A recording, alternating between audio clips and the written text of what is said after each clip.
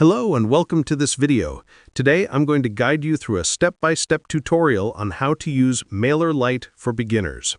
It's super easy to get started. If you'd like to follow along, check the link in the description below. You can sign up for a free trial or log into your account. MailerLite is a user-friendly email marketing platform, perfect for beginners who want to build and manage email campaigns.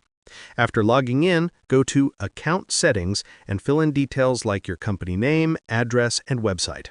Next, click Subscribers at the top menu, then click Add Subscribers and create a group to segment your audience. To create a campaign, head over to Campaigns, click Create Campaign, add your subject line, and select the campaign type. If you want to automate your emails, go to Automation and create your own workflow using ready-made templates. And that's it. You're now ready to start using MailerLite to build and manage your email campaigns as a beginner. Thanks for watching.